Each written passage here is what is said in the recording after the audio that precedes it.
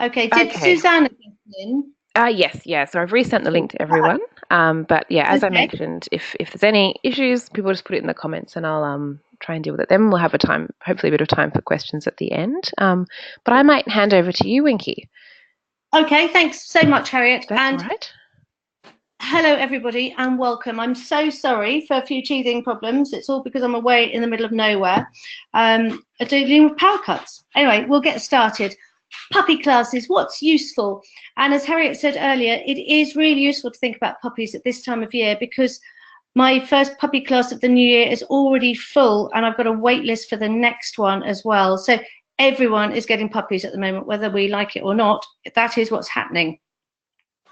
So in terms of my puppy classes, the way I run my puppy classes, and I'm definitely not saying that everybody needs to do exactly what I do, obviously, but I've been doing this for 16 years now, and I find that in the beginning, a registration form and payment completed before they start the course is the best thing.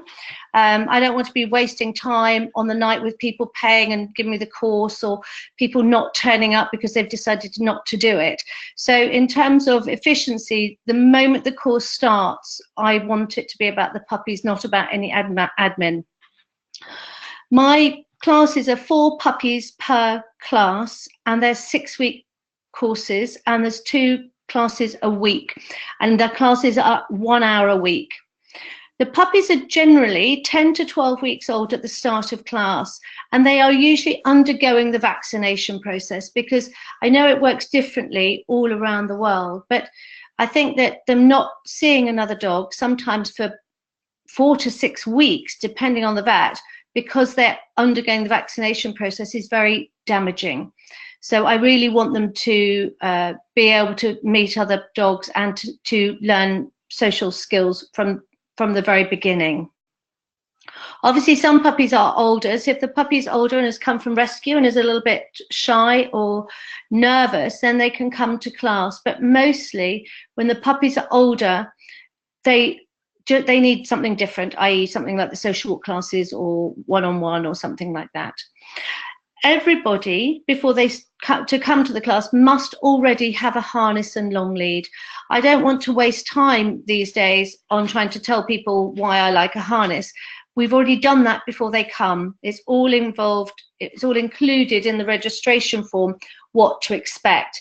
And I really want people to know exactly what to expect before they start the course. There's no point in people joining my course if we're going to have a difference in terms of approach.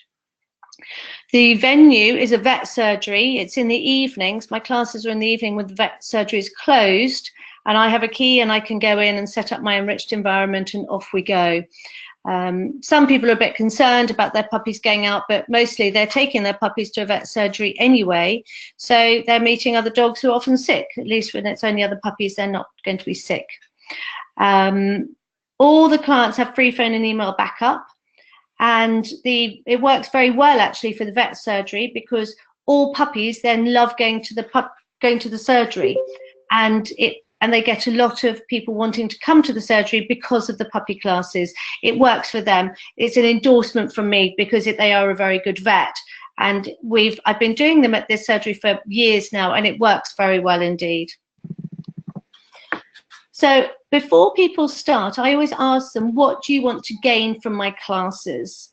And mostly it's simple things like how to cope with jumping up and biting at the lead, basic training, how to take the puppy out in public, a happy and healthy dog, a strong bond with their dog, to be able to walk on lead and be house trained, to be sociable and happy, to make a great family pet. So these are all things that people have written about what they want from the puppy classes. So it's really nice, mostly because I've been doing this for a long time. People have been recommended to me, they know about me, so they know what they're going to get. To make my puppy obedient, that's often not the one that I'm going to help them gain. I don't deal a lot in obedience, but all the other things are really lovely goals for people to have. So puppies, on their first night, they come into an enriched environment. So I just set up, I have a couple of blanket things that I put out that I can put things inside, and they come into an enriched environment and people just chill out, do not very much, and the puppies just explore. There's toys, which they don't tend to be that interested in, but also a lot of edible things that they can chew and do. So the emphasis is not just on them looking at each other, it's more about them learning to cope with being with each other. And of course, exploring together is a social skill, chewing together is a social skill, hanging out together is another social skill. There's always water available, they learn to share the water bowl. All of those are nice social skills anyway.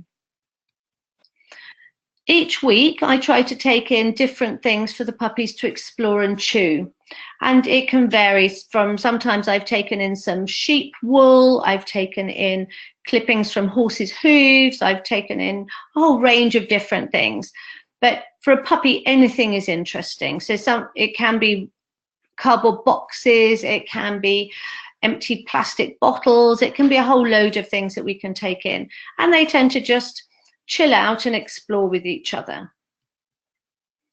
And they must be allowed to explore at home. So something I do teach people is it's important for the puppies to be curious and to be able to explore and move around and investigate using their noses, using all of their senses. It's very important that as they develop mentally and physically, they're able to use their bodies and use their senses. I teach clients to observe, to look at what's going on.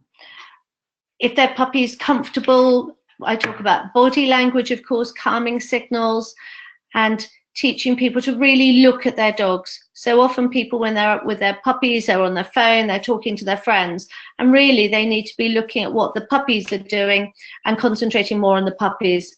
This is a short little bit of video of the puppies just mooching around with each other. I've just done a little scattering of food. They're having a little treat search. And very nice to see social eating. So social skills are very varied. It's not just playing with each other, it's eating together, hanging out together, chewing together, learning together. All of those are social skills. I have in the past taken one of my dogs to class and they've quite liked it in the past, but then as they've got older, they don't always want to come with me, which I completely understand. So sometimes they don't want to come, and if they don't want to, they don't have to. But it's very nice for puppies, where possible, to have a sensible adult dog around. But if your adult dog doesn't enjoy it, then of course there is absolutely no point. But that can be quite a nice thing for puppies to meet adult dogs. So the kind of top 10 subjects that clients request help with are these, and this is based on a sort of large survey of what people are wanting, and it's house training is on top of the list of things that people want with puppies. They want them to learn to walk nicely on lead. They'd like them to come back when they're called. They want to deal with the mouthing and biting, and of course puppies do loads of that. Everything goes in their mouth, and that's a completely normal behavior. But at any time they're doing too much of a normal behavior, it becomes an abnormal behavior. So some things are normal, but if they're doing it too much, then it's abnormal. Jumping up, people don't want puppies jumping up. They want to deal with overexcitement, separation anxiety. Often they're trying to get their puppies to be left alone far too soon before they're ready. Stress is a bit of an issue when they first come to their new home, fear issues and barking. So the first night of my puppy classes, I deal mostly with house training, and we might look at a little bit of recall, but we'll also look at mental stimulation at home and day-to-day routine. So things that they're not really aware of that they need.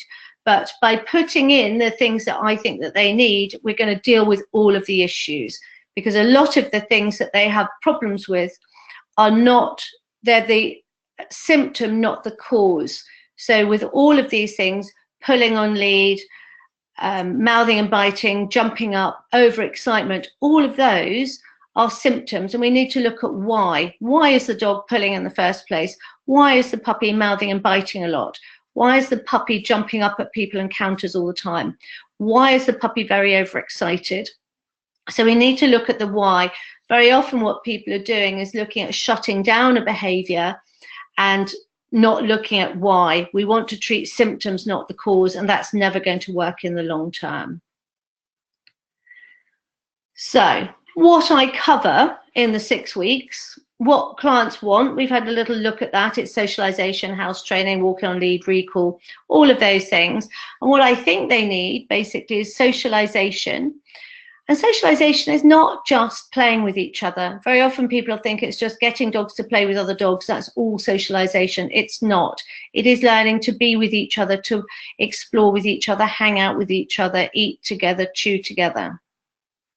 We look at day-to-day routine because a lot of people are completely unaware of what a dog needs on a day-to-day routine. And puppies need a lot of sleep. They need anywhere between 14 and 20 hours sleep a day, depending on how much they're growing, depending on the weather, depending on who they are. So if they don't get enough sleep, then you're going to have a lot more problems with house training.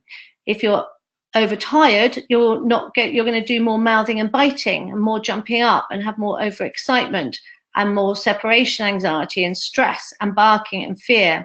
So day-to-day routine is really important. So sleep, we know that dogs sleep for more than half their lives, so they need to have good sleep.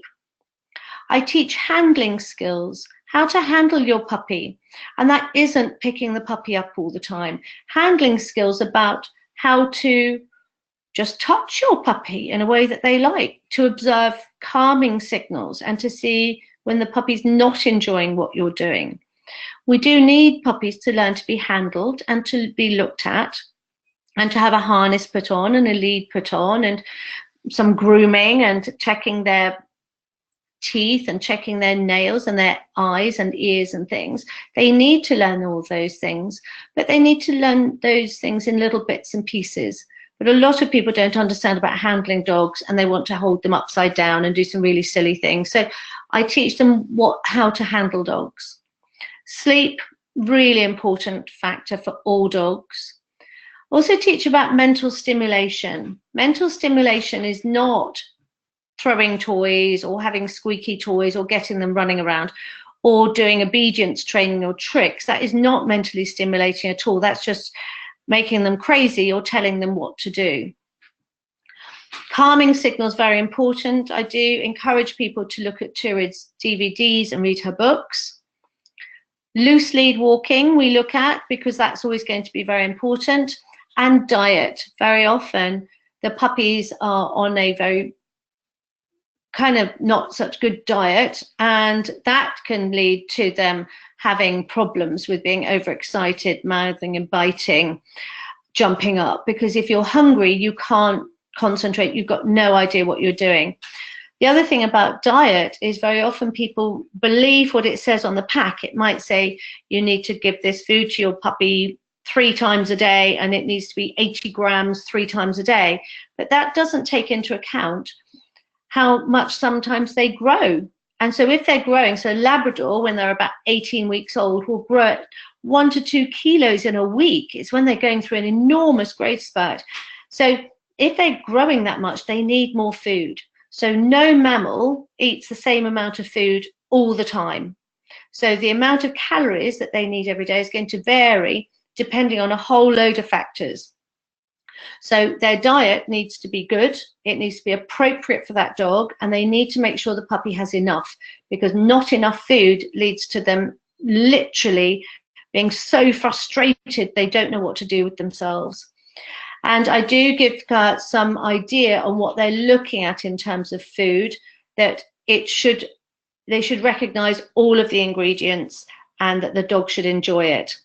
And when they're teething, which is around 18 to 20 weeks old, that's when they lose their puppy teeth. They lose their 24 little puppy teeth and they end up with 42 adult teeth. So when they're teething, if you're feeding a dry diet, if your teeth are falling out and your gums are sore, eating a dry food is positively unkind because it's uncomfortable for them to pick up. So it's useful for people to think about that, because very often when they're teething they get very frustrated, and it's mostly because they're hungry because they can't eat, because it's uncomfortable, or because it's uncomfortable they will bolt the food down, and then that will make them not feel good either. So we kind of talk about diet, an appropriate diet for dogs. What I never recommend or teach is I don't teach agility, apart from what I call fun and natural agility, nice and slowly, but I don't teach anything that's fast or making them do things repetitively. I don't teach canicross, ball play or fetch, fly ball, obedience, tricks. I don't teach any of those, and I don't like crate training, and I don't teach dogs to walk to heel. I only teach them to walk on a loose lead. So these are the things I don't recommend or teach. I know a lot of people want to keep their dogs in a cage, but we look at all, other ways of doing it and making sure that they're not spending hours and hours in the day, because I have seen puppies who are in the cage for 18 to 20 hours in a 24-hour period because people are told that that's what they love to do.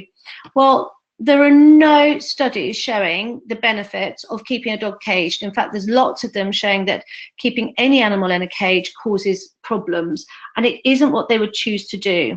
Contrary to popular belief, dogs are not den dwellers. They don't live in dens. They're polyphasic sleepers. They sleep all over the place. So there's giving them this safe place to be in. I want my dogs to feel that the whole of their home is safe. All of the homes should be safe, not just in a cage. So I don't like cages. I think they should be safe, but I think there's other ways of doing it apart from keeping them in a cage. So we explore options, but people are not thrown out of the class if they use them, but we look at using them more appropriately if they really have to. So they get homework every week. One of the first homeworks is to read about their breed, where that breed originated, what they were bred for, what the natural drives and instincts are, and what health issues that breed might be prone to, along with daily care and grooming. So a lot of people buy a puppy because they like the look of it, or because their friend has got one, or because they saw a really cute one on the television, and they're completely unaware of what the puppy's going to be like when it grows up. So as a puppy, it won't have a prey drive, it won't be doing guarding. But when they get older, they will start to do all of those things. Some of the health issues, especially with French bulldogs, can be really extreme and will cost them a fortune. So unless they know what they've bought, it's going to be a bit of a nasty shock for them. So I really want people to know what their dog is going to be like, whether they're going to love water, whether they're going to need daily grooming. They need to know all of those things because they're all very different, and people don't consider that when they buy them, which is another reason why they all end up in rescue so quickly. And also not caring for them is a massive welfare issue. So people need to know the responsibilities involved in having a dog. So then we look at the day in the life of a puppy. So the things that they need to do, these are an absolute given. We know they need a lot of sleep. They need companionship. Left to their own devices, their mums would not be telling them at 10 weeks, you've now got to go and live somewhere else. So we know in street dog populations, they live with their mums until they're at least 6 to 9 months old. We know mothering is really important, and no mammal mum would willingly send their babies away when they're this young, but we do it. So we need to make sure they're not left alone. They're not equipped to be left alone. When we look at thousands of years of evolution, being on your own is incredibly dangerous. We then need to look at food. The food needs to be appropriate. We've already talked about that. Water, they do need water 24/7. A lot of people want to take the water away at about 5, 6 or 7 o'clock in the evening so the puppies dry overnight in their cage. Taking water away is completely unacceptable. They need to go. And if they have a bad tummy, if they get diarrhea or something, they can dehydrate very, very quickly. Puppies need to feel safe. So feeling safe, not just in a cage, they need to feel safe with you, in their home, out on a walk, in the car. They should feel safe everywhere. And that's one of the most important things that all of us need to do, is to feel safe. If you don't feel safe, it doesn't matter how lovely your home is, how great your friends are. If you don't feel safe, you've got absolutely nothing. So we want puppies to feel safe and to learn to be confident and to cope. Mental stimulation is incredibly important. we know they need to lick and chew for at least an hour or two a day. And that's ideally on food-related type of things, not squeaky toys, not balls, not hands. They need appropriate things to have. Chewing, exploration, and choices. So if I'm giving dogs some chews, I'm going to put down several. I never just put down one. I always give choices, so they can learn to use their brains. A lot of the games that we play with dogs teaches them to act without thought, which is dangerous. So ball play, teaching them to act without thought. Squeaky toys, teaching them to act without thought. By giving them choices in terms of food and chews, they're learning to think before they act, and that is really one of the most important things for them to do. So it's a bit of a shock for some of the people that come to my classes to know that they're not going to be doing some of these mainstream activities, but they're not for the good of the dog, and they're also not things that they've done for thousands of years. In terms of survival and being, you know, one of the most successful species, to run around chasing inanimate objects would not be a great survival strategy or a great evolutionary strategy. It's really never a good thing. So I provide examples of suitable things for puppies to chew. So I take along with me things like the dried sweet potato, pizzles, bully sticks, dried fish skins. Obviously, if a puppy has got any allergies or intolerances, then we can cater for that. But mostly we need them, I provide examples. People need to see what you're recommending. They need to be able to pick it up, look at it, and also know where to get it from. So there's a lot of rubbish. Of course, we're never going to feed rawhides anymore. We all know so much better with a lot of the foods what we're not going to do, but finding some of these really appropriate things for dogs and making sure that they're supervised when they have them, so that they're not likely to swallow something or choke on it. We need to know that they're safe with them. But by giving a choice, if you only have one thing, it's incredibly valuable. If you have 4 or 5, you don't need to guard them and you feel much safer. And of course, we're never taking them away from dogs either. We never need to practice taking things away. So house training is one of the things that people get most upset about, because they don't want wee and poo all over their home. So we want to keep things calm. We want to make sure that puppies can move away from where they eat and sleep to toilet. So we know that dogs like to wee and poo as far away from where they eat and sleep as possible. So what people often do is they put the bed, the food, the water, and the puppy pad all by the back door. And then the puppy's going to go and wee as far away as it can get from where it sleeps and eats. So you need to cater for that and make sure that it's easy for your puppy to understand. So if I'm using a newspaper or a washable mat, I'm going to put it by the back door, because we know that they like to go to the loo on a more absorbent surface. They don't want to go on a hard floor. So as they go towards the door, we can say yes, then you can recognize they need to go and say, well done, come on, out we go, and you go out to the garden with them. But if you're not there and they go to the loo on the mat or whatever, that's perfectly fine. So, and you need to allow them to walk to the toileting area, not carry them, and there needs to be no pressure. I've never seen any benefit in 16 years of professional practice in telling dogs when to go. I don't think that's useful in the slightest. So we don't punish, we don't stare. So if we go back to calming signals, if you're staring at a puppy to go to the loo, they are going to feel a bit intimidated because you're staring at them.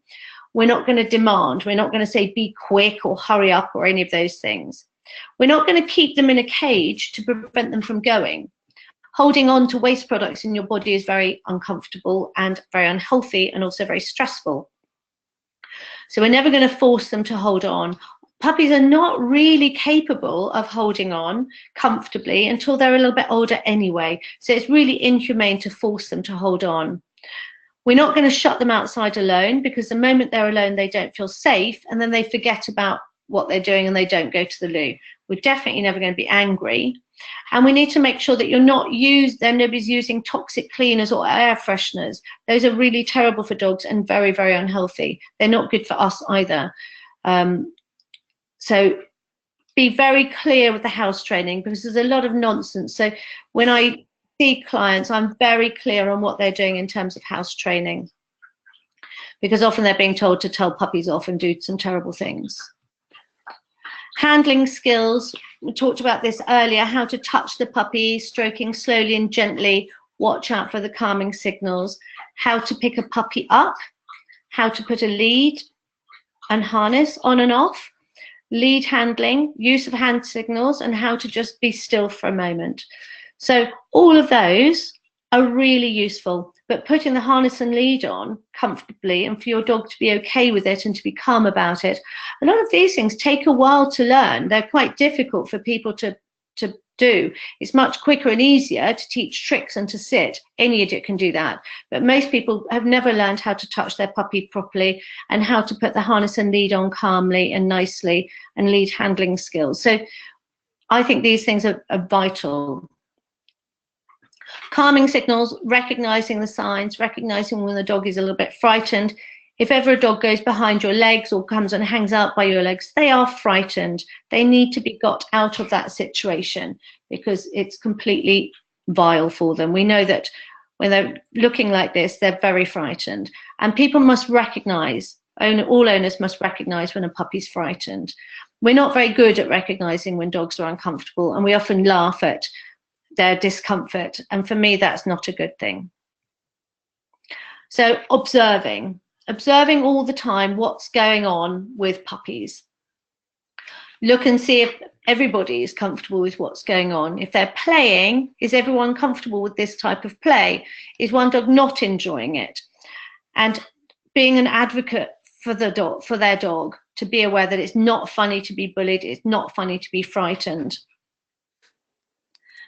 And for people to watch quietly without any commands. So often people are wanting to tell the puppies what to do all the time, and telling them what to do is never going to help them learn.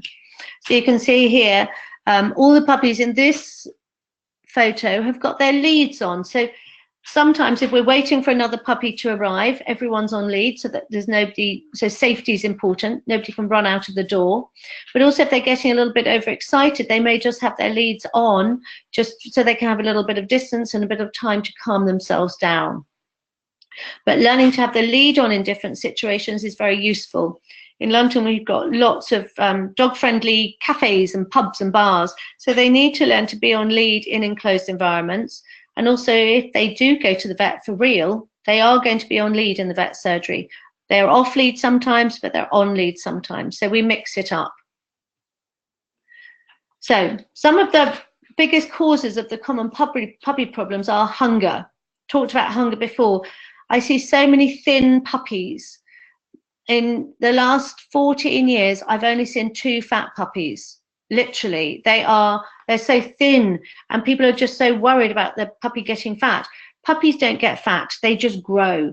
When they get older, they might gain in weight, especially after neutering and spaying and things. But hunger, they must be fed enough. And this gets emphasized pretty much on most classes, because some of the puppies come to class and they're so hungry that they can't control themselves. And the moment we give them some food, then they calm down.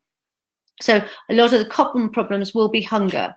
Overtiredness, again, people want to do too much with their puppies. The kind of thing where you've got to introduce your puppy to 400 of your best friends in the first 16 weeks is just ridiculous. It's far too much, and they get overtired.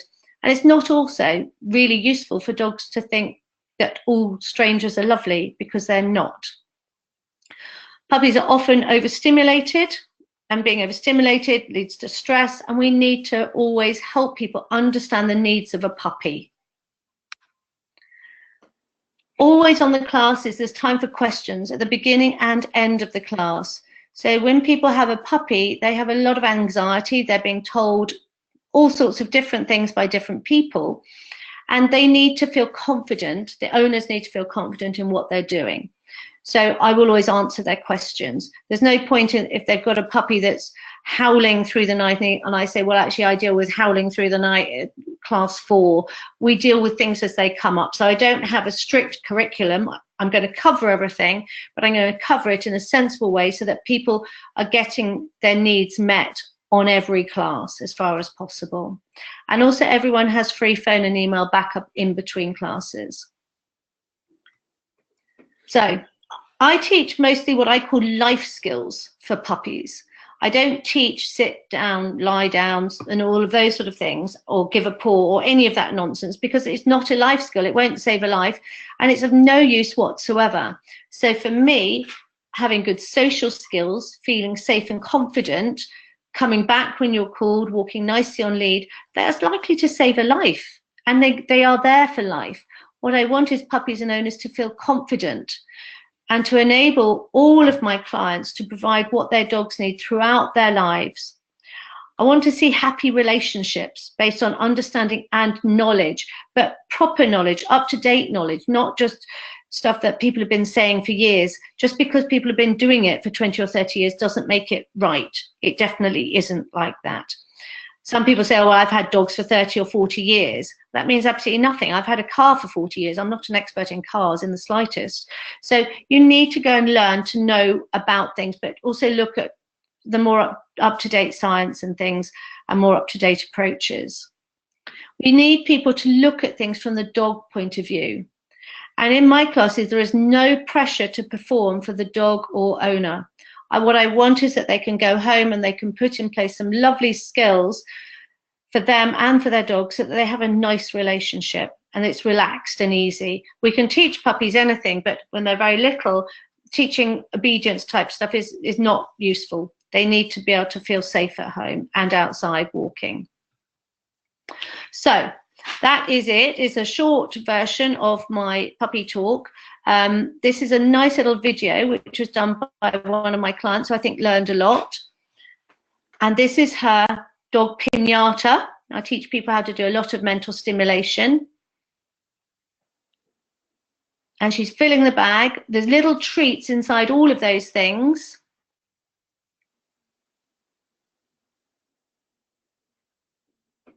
And this is a very confident puppy.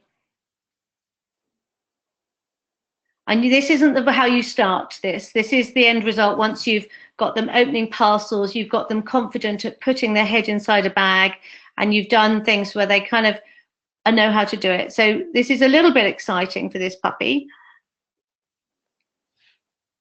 But she had to use her brain to work out how to get it out.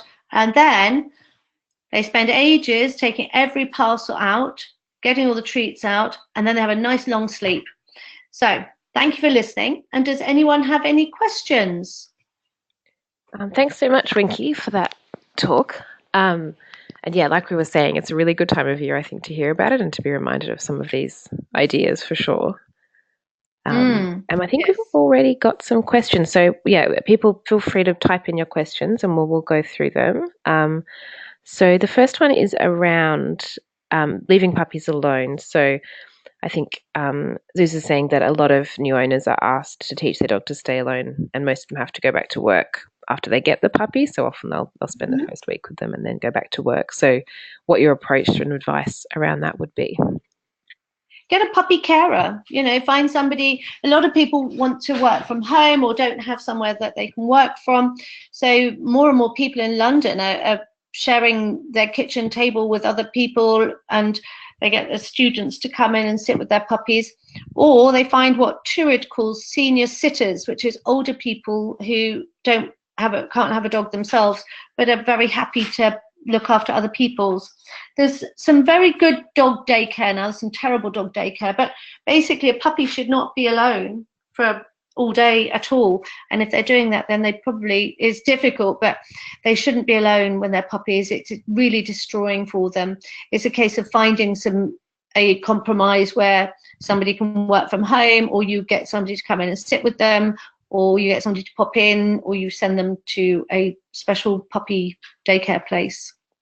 I guess it's sort of being creative, isn't it? Looking at other options rather than just... It is being creative, because there's a lot of people who work from home and who are lonely. There's a lot of people around me, especially older people, who are looking after all sorts of people's dogs. It seems to be a lot nicer that people do that, and more people are doing it.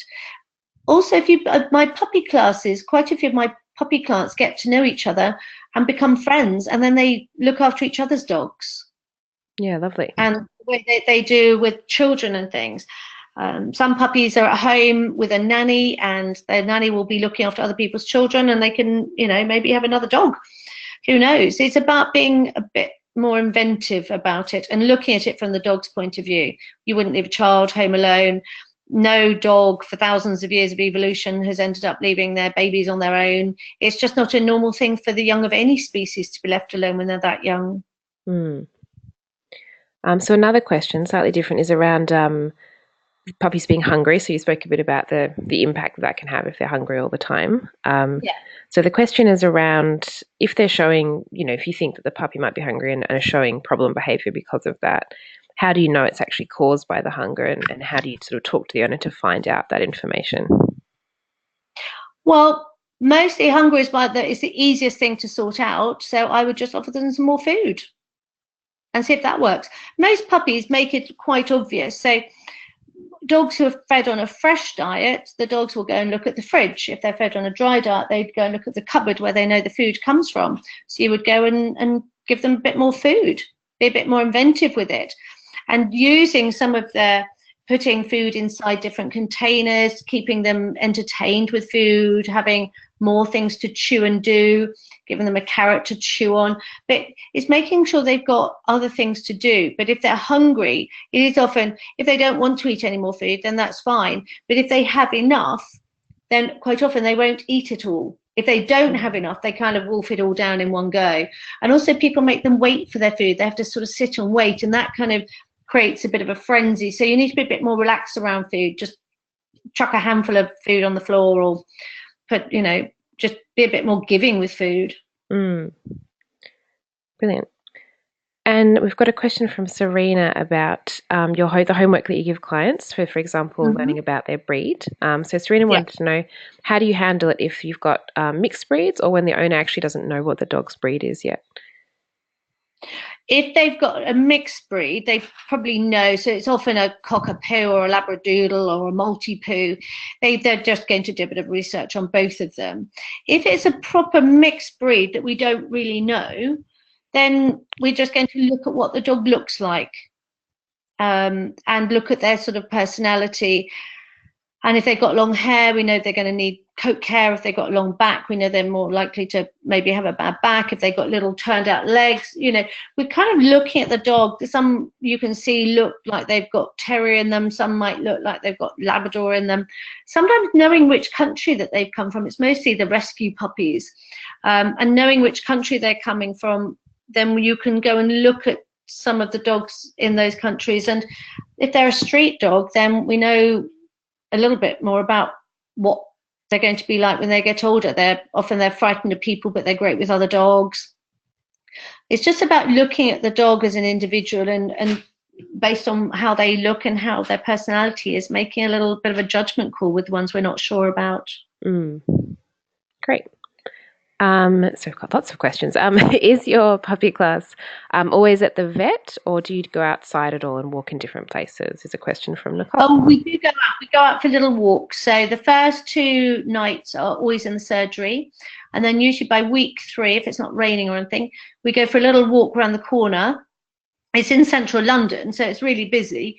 And we walk around to a fairly quiet street where we might practice a little bit of walking on a loose lead. We'll practice a little bit of road safety, and just puppies learning to walk with each other. And we'll do a little bit of that, and we go out mostly as many nights as we can, but mostly the first 2 nights are in the surgery, and we do go out and about. Also, all the puppies are welcome to come on a Saturday morning to the gap in between one social walk class finishing and one starting. So if they want to come and meet some nice adult dogs, they can come along for 5 or 10 minutes in the swap over time between the classes. And once they get to about 15 or 16 weeks, they can then join the outside social walk classes anyway. But I also give them ideas of what the things to do with their puppies as the puppy develops. In the beginning, they're not going out at all mostly, but they can start to use the harness and lead, walking out of the front door and back in again, and exploring the front garden and seeing a bit of traffic, and they can take them out and carry them for short periods just so they can take it all in. So, but the puppy classes, we do go out, yes. Cool.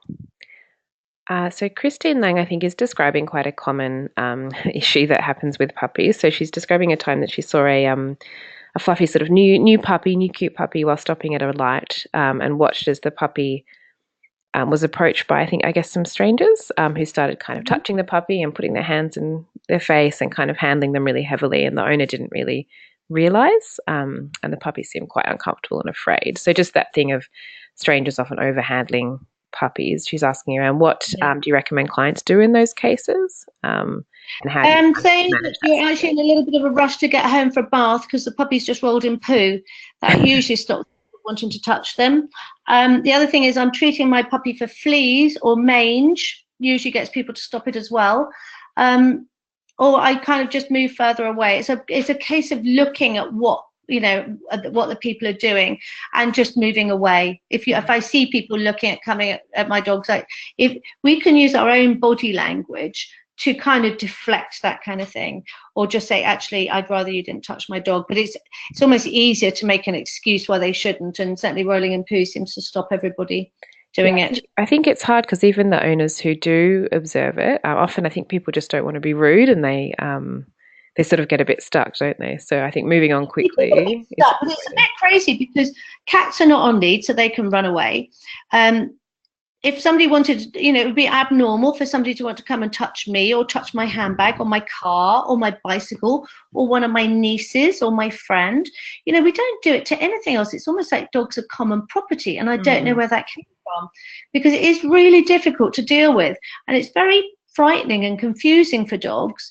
And quite a lot of dogs, especially small white fluffy ones, become very, very frightened and quite reactive because they don't like it. And often people say, oh, but I love dogs. And it's like, well, if you love. Hello? I think we might have lost Winkie for a moment there. Let me just check.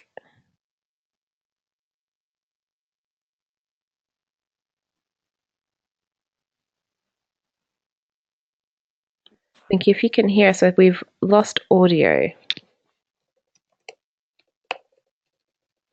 Can everyone hear me?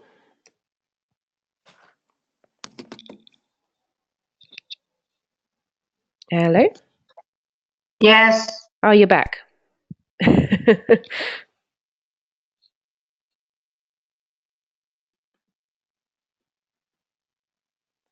I'll just take Winkie off being presenter, just in case that's slowing it down a little bit. Otherwise, we might have to cut things early, unfortunately.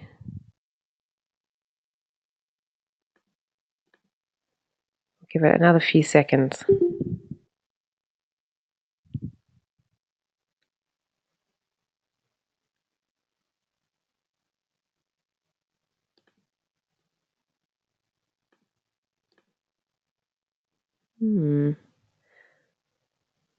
So unfortunately, it looks like we have indeed lost Winkie's audio. I think she's out in the country today, so there's been a few issues with connection. So I just wanted to thank Winkie a lot. I'll obviously pass on thanks when I speak to her. And if some of you had some questions that weren't answered, so if you want, feel free to email them through, and we can. So if you email them to petdogtrainersofeurope at gmail.com, or if you email them to Winkie at winkiespears.com, then I'm sure that Winkie would be happy to answer any additional questions you have about that talk, because I think it did raise a lot of discussion. And as always, Winkie provides really useful kind of practical advice. I was lucky when I first started training to go to a lot of her puppy classes and learn, and they're always really fantastic, and she handles the people incredibly well. So thanks so much for joining us this evening. Really appreciate it, the last one of the year, and I hope everyone has an amazing break and holiday season. Everyone stays safe and well, and hopefully in the new year we'll be in touch about some new webinars and new things for the members as well. Thanks everyone.